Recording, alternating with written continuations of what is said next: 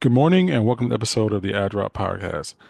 As we continue our spin through the world of college athletics, today we stop in and have a few moments with Kristy Byer, the Rockhurst athletic director. Kristy, good morning. How are you? Good. How are you doing? Not bad. Now, after playing 4 years at as a college volleyball player, do you still think you can step on the court and play in a weekend tournament? I would be really good for about 20 minutes. And then after that, it would all go downhill. But I would, for that first 20 minutes, I think I still got it. Do you miss being a coach? People ask me that question all the time, and these are the three things that I miss. I miss the pregame meals, and I think it's not, and people laugh about that. It's not the food that I miss. I mean, I miss the food, but it's just kind of that time with your team, hanging out. I always had no cell phones, and just kind of that time before the game where you're just kind of just focused on being around each other and having fun. And I think that is what I miss about that. I miss postseason championships, that excitement where it's kind of do or die. It's this is what you've worked for all season, and I really miss the players that I had a close connection with that I really liked. And so I think those three things are what I really miss about coaching. There's a lot of things I don't miss about it, but and that's probably why it was an easy transition for me into the administrative role. Don't you miss? Um, you know, I think this time of college athletics with the transfer portal. Now, the transfer portal started after the year after I left college athletics. So, but just I would say almost the lack of loyalty to institution and the willingness to fight through things. And so as a coach, you're always on that, having that anxiety is, can I expect these same people that are on my roster now to be on my roster next year? So it really, it was hard for planning and recruitment, whether, these people were going to stay for the following year. And so you were constantly in a state of anxiety. Now, there's so many good players out there. So if a player did decide to leave, I could always find another great player.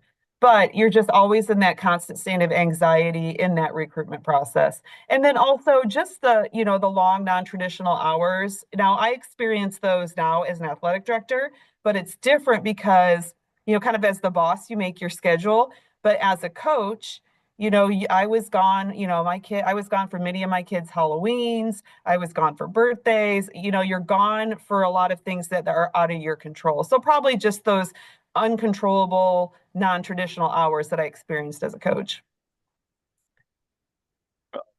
See, I look at when people ask where you went to school, you went to Grand Valley, I went to Fort Hays. It's things like that. It's not like I went to Grand Valley, this one, and like it was Right. like five schools. It's just I don't know. It's weird to sit there and watch to see how quickly an is okay with jumping in the portal and just going from school to school to school. Yeah, and I think that is what is going to be the biggest harm. And people may not experience it right now, this jump, jump, jump. But when you're 20 years from now and you don't really have that institution that you're loyal and that you go back to, and you go back to their homecoming, you go back to their alumni games. I love Grand Valley. I am a diehard Laker.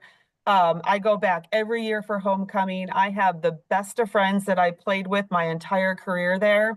And just that loyalty to institution and that feeling of coming home when you do go back to that institution, that's going to be gone. And I think that's one of the biggest tragedies of all of this institutional hopping. I was talking to a friend of mine who works as an NFL scout, and he was like, "Well, well, like when I asked him when he recruits players or when he's looking at players eligible for the draft, he looks for schools and situations. Sometimes a player will transfer once because just one time is fine, but if they go in two and three times, that tends to he tends to question, are they there to learn? Are they there to play? Are they just to just move on to the next spot where they would have the most opportunity? Yeah, and you know what? And I understand there are situations where transfer is necessary. Not all athletic programs are perfect. Not all coaches are perfect. Not all coaches are great. Not all opportunities are there for people. And I understand that sometimes people want to play. And maybe they're in a situation where they're not playing. But, I do encourage people to really spend time in the recruiting process. And I think this is something that families and prospective student athletes are struggling to do right now because it's all about my offer. I got an offer here. I'm going to post it on social media. How many offers can I get? Instead of really drilling down when you're looking at these institutions, look at all the variables associated with choosing an institution, not just are they good? What's the coach like? Do they have Nike? What does the field look like? You need to really drill down and look at all these variables when choosing an institution. And I wish families were more knowledgeable about that part of the process, because I think then you would also see less transfers as well. But as I said, I'm not. I do think at times transferring is necessary, but I think if you do your work more on the front end, we would see less transfers as well. One of the major issues that is affecting college athletics is the enrollment cliff. Yeah. When you look at the enrollment cliff in general, what are your thoughts as far as, do you see it as s- uh bad as people thought it would be? Is it the same, or do you think it's worse than people initially anticipated? I don't think we truly know quite yet. I think we're just getting into it. But I think the good institutions or the institutions that are smart about it are being proactive. For example, at Rockhurst, we're a small private. Everyone's saying it's going to hit us the hardest. So we're being very proactive about some of our strategies. For example, 2 years ago, we added 7 new sports. And we've been able to build those rosters and produce net tuition revenue for our institution, not only just adding people but adding revenue as well. Our We've really invested in a lot of grad programs here. So then you can kind of bypass that enrollment cliff. So our grad programs, our online programs are really, really booming right now, and very, very beneficial to our institution. We've also really focused on transfer enrollment as well, and we've seen a huge uptick in transfer enrollment. So, we have a great vice president of enrollment management we hired 2 years ago, Mark Steinlage, and he has a vision, he has a strategy, and we've really, really paid attention to our discount rate because sometimes in private colleges that can get out of control. So we've had a lot of eyes on that. So I feel like we have taken the measures at Rockhurst to be very, very strategic to ensure sustainability as we go through this quote unquote enrollment cliff. How do you balance the financial demands of running a successful athletic program with the need of, you have to invest in all the sports, not just the ones that generate the revenue? Right. And so at the Division II level, none of our sports generate true revenue. We operate at a deficit. Where we generate the quote unquote revenue is through tuition. And so we have, me and my deputy AD have quarterly meetings with all of our head coaches, where we have enrollment management meetings. And during these meetings, we look at rosters, we look at aid, and we want to ensure that we are on track to produce a solid net tuition revenue for our institution. We don't want our programs to operate at a deficit. We want to make sure that we are earning money on tuition in order to basically justify that program. So we keep really close eyes on it. I think where you see it not working is when athletic directors or institutions don't really pay attention to that net tuition revenue. So we have all eyes on it. We meet a lot about it. It is something in the forefront. It is something very, very important for small privates to keep an eye on. How do you leverage tech and the use of data analytics to kind of improve the athletic program, fan engagement, and operational efficiency? Yeah, so in terms of we really look at financial data a lot. So we're always, keeping an eye on budgets and ensuring that we're always looking at ways for cost containment, how we travel, when we travel, how many we travel. So me and my deputy AD also have quarterly meetings with our coaches about budget, and we're always looking financially at where we're sitting, but we also want to be realistic of what do we need to operate. And so keeping an eye on the student athlete experience, and making sure that we're investing enough to have a solid operation, yet not going over what is actually needed for that program. So I would say that financially we're always looking at the data on that, and we're as administrators held accountable to ensure that our programs are not operated in the red too. So that's a big part of my job. If I wasn't doing that, I wouldn't be doing my job. In terms of other financial, or in terms of other data, we I think at our level, sometimes it's hard because of staffing to really dig in and look at data on other things, regarding attendance or, anything, other stuff like that. We do have the means since we do use a ticketing system. And that is something, as we look to build our admin team, that we could really dig into a little bit more. What role do you see athletics playing in the broader university community, like, as far as the relationship between the student athletes and the student body itself? Yeah, so here at Rockhurst, our student athletes are really, really integrated within the campus community. And I think that is something that is a huge benefit of being a small college. I've been at other four-year public institutions that were larger, and I didn't see this integration as much as I do on a smaller campus. We have several athletes that are on student senate, that are participate in Greek life, that participate in their professional programs, that are highly engaged in internships.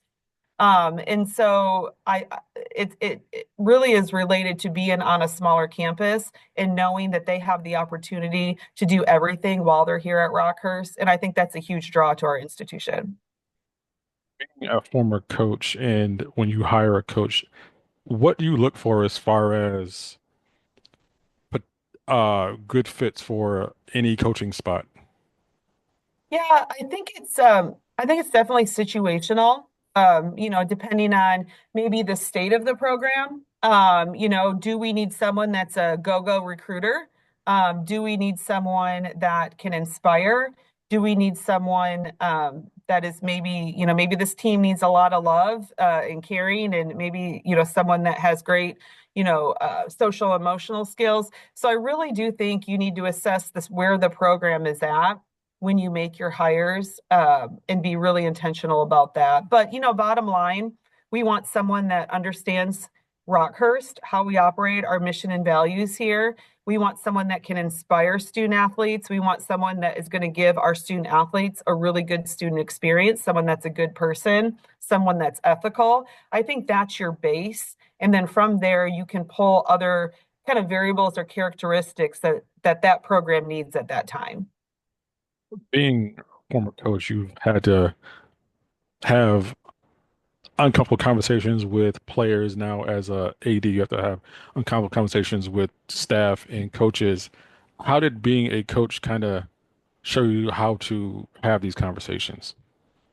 Difficult conversations are hard. With student athletes, you are seen, I guess it's more of an authority figure. So it can be, I would say, a little bit easier to have these conversations with athletes because, they expect kind of that direction and leadership from you.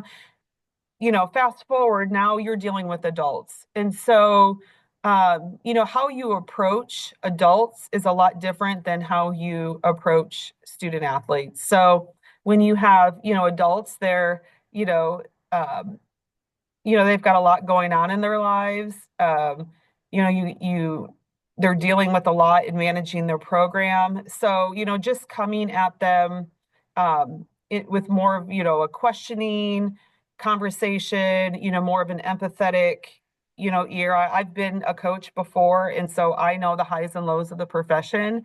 So having been through that as a coach, I feel like I can have probably a little bit more honest and open and empathetic conversations with coaches than maybe I had with student athletes. And I would say too that I have changed a lot as a leader. Before with student athletes, I was very black and white. There was no gray for me. I had a really um, I would say tough exterior more than I probably should have. There was no gray. But I think as a leader, I've evolved, and that's really helped me to transition to the athletic director position. One food or meal from back home in Michigan that you wish you could have for lunch right now? Um, well, I would say not so much from Michigan, but my Emporia State days, I would say Radius. So if you're ever in Emporia, Kansas, you need to stop at Radius because that is amazing. I would say from my Russellville days, so my Arkansas Tech days, there's a Mexican restaurant that is right by campus called La Huerta, and I would probably eat there 3 times a week, and it is amazing. So if you're ever in those two spots, I highly recommend eating there. I'm a Chiefs fan, or are you still kind of loyal to the Lions? Well, let's just say this. I want the Chiefs to do well because when the Chiefs do well, it's good for business, it's good for recruiting, it's good for our community. So I always want the Chiefs to do well. I am still a diehard Lions fan, and I've always been, I'm not a bandwagon person. I've always been a Lions fan, and I can say that with pride. Coach, she is the athletic director at Rockhurst, Kristy Buck. AD Buyer, thank you so much for joining us on this episode of the Ad Drop Podcast. Thank you, Terrance.